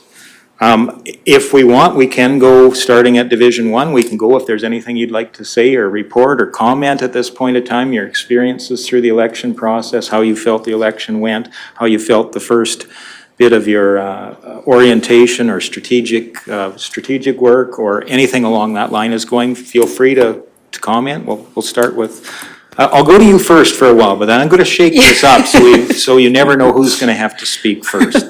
That's an old teacher trick then, you know, That calling is. on people. First of all, I'd like to thank the team. Like I think that things are going really well right off the bat, which is great to see. I think it's pretty obvious we all are looking to dig in and get some more information on some of these capital projects, and I look forward to that happening. Just as an aside, for one of the boards that I have previously sat on and now do in the future, the healthcare board, we are working, the healthcare professional recruitment board, we are working diligently to try to bridge the gap between the healthcare staff crisis that we currently have at the hospital. We've recently got our beds back, which is wonderful. Now we have a problem with staffing said beds. So we're currently bringing nurses up from Foothills, from the Foothills Hospital, and they are staying at the Walking Eagle in order to staff some of those beds. As you know, we're also currently on outbreak at the hospital, and I believe that our hospital ER has been shut down a couple of times. I can bring that number back to you for the next meeting to know for sure how many times our hospital has been shut down in the last couple of months, so that you have that up to date. And otherwise, I'm just looking forward into digging into the work. Thank you so much. Thank you for that. Councillor Graham? I would have to agree. I think we're all looking forward to getting to those committees and learning the new things, and we're all really excited, and our orientations have been great. We've been kind of hard on administration today, but you guys have been really great in teaching us lots of things, and we look forward to obviously learning more. Yeah. The election, as far as that went, a special shout out to Sabrina. I think we all were dealing with her quite a bit, and she did such an amazing job. She was so great for all of us to deal with, and all of the staff behind the scenes as well.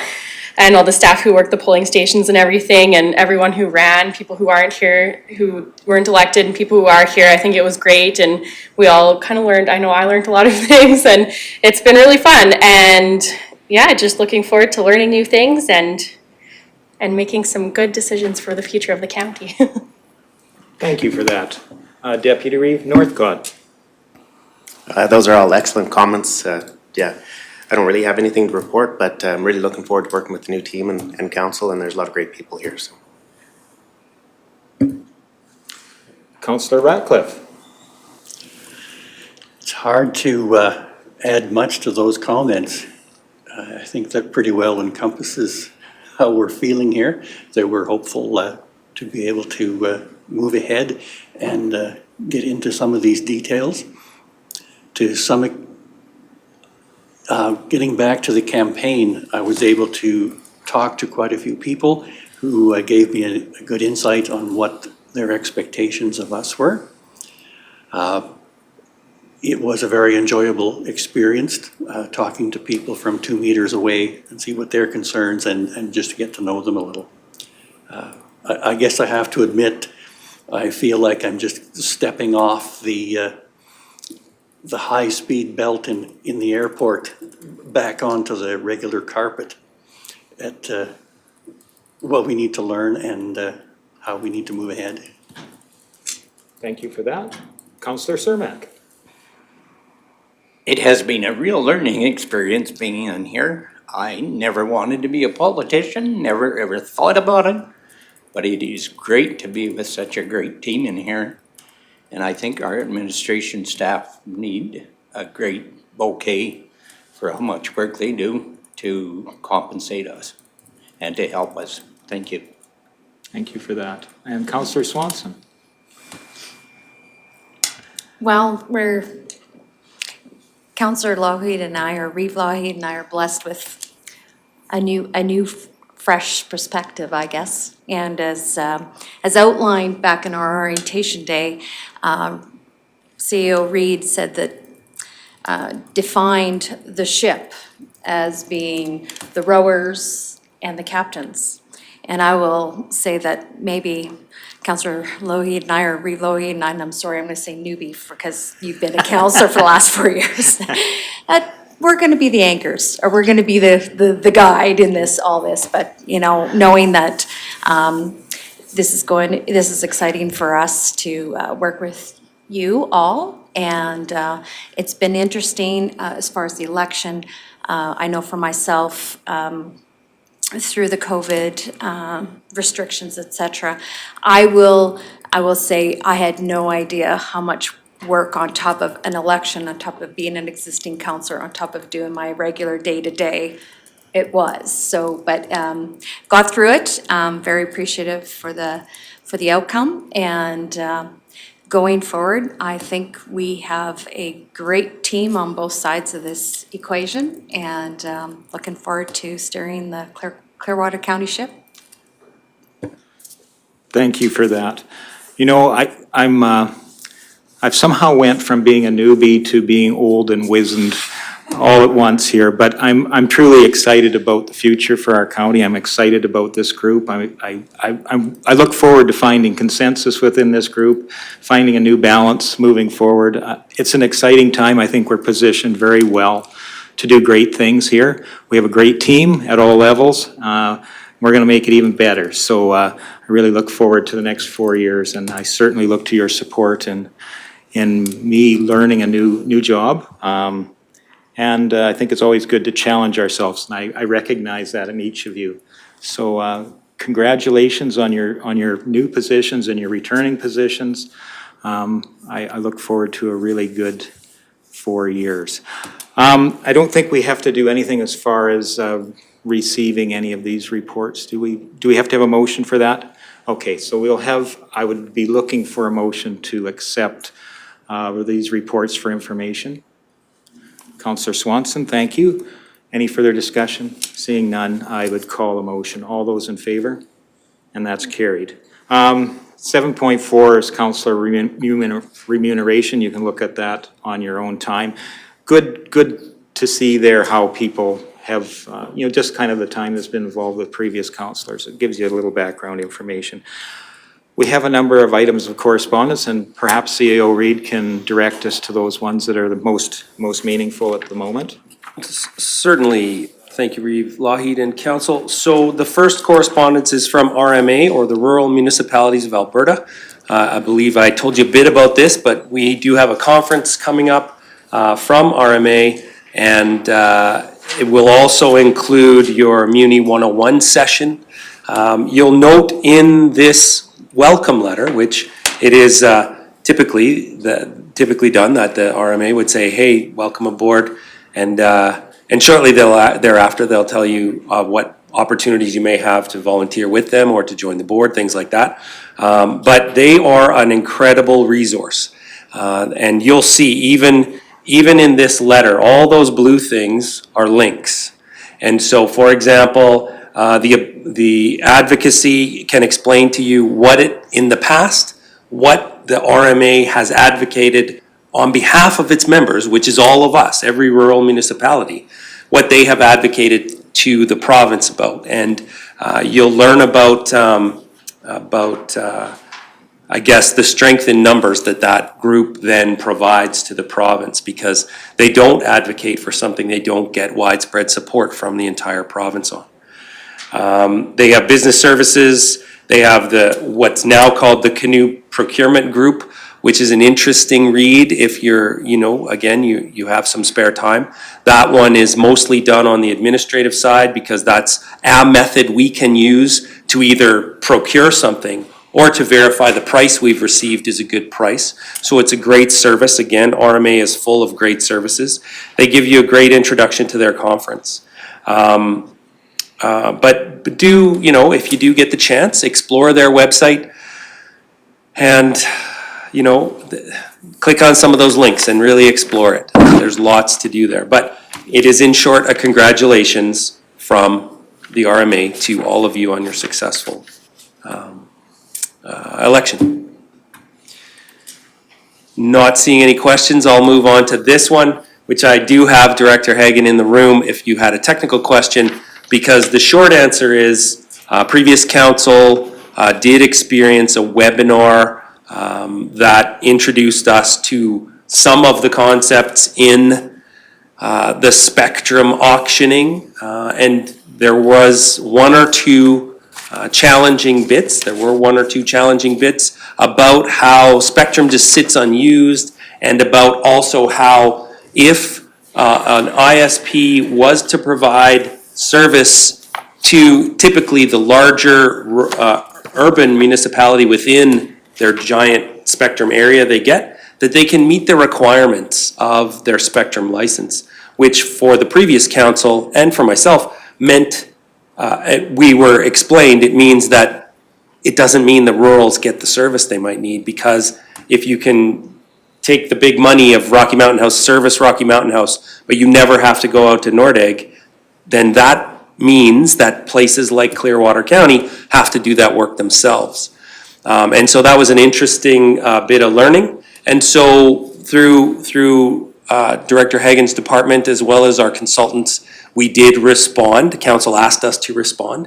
And so this is really just an update for you to know where that response request from council went.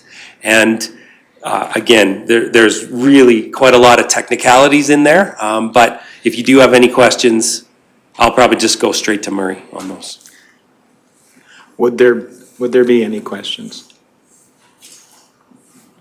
Seeing none, thank you. Well, sorry, Councillor Ratcliffe. And it's, I guess, more of a statement as well as a question. I think the situation you were describing is where the commercial operators just cherry pick, and there are vast regions that don't get service because it doesn't meet their business plan. And that's a good demonstration of why municipal governments have to get involved in delivering these services through the county. I know that some people think it's not the place for a county to do this, but that's a good explanation of why. I think this document is very well done. I read through it. We'll have a few questions sort of based on this when we get into a broadband workshop. Thank you. It's well done. Thank you for that. Any further questions? Do you have anything else, CO Reed? No, thank you for the That's, comments. that's great. Well, thank you very much. Do we need to motion these in as well? Okay, so we'd be looking for a motion to accept these letters in as information, is Yeah. that correct? Okay. So looking for that motion, Councillor Malhoff was first at the pin. I'll call the question, all in favor? And that is carried. Thank you very much. That takes us, if you just bear with me for a second while I find what, here's what I should be looking at. It's difficult sometimes to switch from going from the electronic format to the paper format again. It's almost like translating sometimes. So that brings us to notices of motion, which is point 9. Would there be any notices of motion? Seeing none, that moves us to the next point, which is point 10, which is a closed session. At this time, we would, sorry? Well, if I may. Okay. So I did have a couple of questions from some of our newer councillors regarding the closed session and why they didn't receive a closed session agenda. And it's great for the public to understand that as well as all of you. But that segment or that spot 10, closed session, will always appear on the agenda. But if there are no topics underneath it, then there are no items to cover in closed session. So the same thing, we might have correspondence show up, but if there's not an 8.1, there's nothing to cover there. So there isn't a 10.1, that tells you there's no actual information in a closed session today. Well, thank you for that. I just used up another one of my new guy cards. No, I don't think so. I think that new guy card came from several other councillors. So that brings us to the final item on the agenda, and that is adjournment. So I would look for a motion for adjournment. Not everybody at first. Councillor Malhoff, beat us out again. All those in favor to adjourn? We are adjourned. Thank you very much. Oh.